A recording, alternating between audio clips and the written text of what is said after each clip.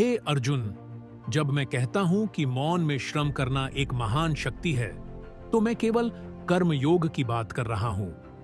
कर्म ही मनुष्य का धर्म है।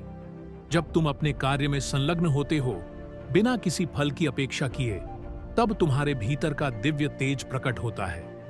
तुम सोचते हो कि इस संसार में केवल वही महत्वपूर्ण है जो दिखता है, लेकिन जो अदृश्य है वही वास्तविक शक्ति का स्रोत है। जो व्यक्ति संसार के दिखावे और प्रशंसा के मोह से मुक्त होकर अपने कार्य को करता है, वह सच्चा कर्मयोगी है। और जो व्यक्ति अपने लक्ष्य के लिए मौन रहकर प्रयास करता है, वह ही सच्चा साधक है। विचार करो, यह संसार कितना व्यस्त है दिखावे में। लोग बड़े बड़े शब्द कहते हैं, अपने कार्यों का ढिंढोरा पीटते हैं, परंतु वास्तव में शक्ति वहां है जहां मौन है। सूर्य को देखो, वह निरंतर अपनी धूप से संसार को प्रकाशित करता है, परंतु वह यह कहने नहीं आता कि मैं ऐसा कर रहा हूं। तुम्हें भी सूर्य की तरह बनना है, मौन रहकर अपने कर्मों का तप करना है। जब तुम छाया में काम करते हो तो तुम्हारा मन एकाग्र होता है। संसार की आलोचना और प्रशंसा तुम्हें विचलित नहीं कर सकती। और यही वह स्थिति है जहां से सच्ची शक्ति उत्पन्न होती है। हे धनंजय, जो व्यक्ति अपनी ऊर्जा दिखावे में नहीं बल्कि अपने कार्य में लगाता है, वही जीवन के युद्ध को जीतता है।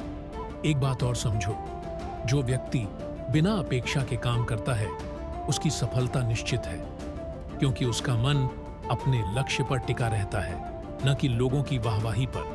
यह साइलेंट ग्राइंड का ही महत्व है। क्या तुमने नदी को देखा है?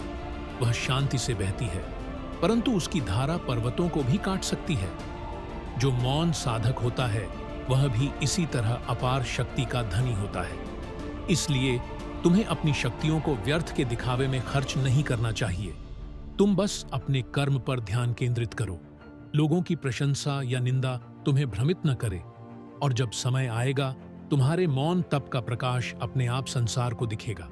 तब लोग जानेंगे कि सच्ची सफलता कहां से आती है।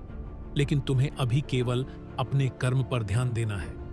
याद रखो, सच्चे योद्धा का लक्ष्य युद्ध जीतना होता है, न कि मैदान में अपनी बहादुरी का दिखावा करना। तुम भी वही सच्चे योद्धा बनो। इसीलिए मौन रहकर लगन से ध्यानपूर्वक अपने लक्ष्य की ओर बढ़ो। संसार को दिखाने की आवश्यकता नहीं है, क्योंकि जो सच्चा कर्मयोगी होता है, उसकी महानता उसके कार्यों में झलकती है, न कि उसके शब्दों में। अब उठो और इस ज्ञान के साथ अपने कर्म के पथ पर आगे बढ़ो।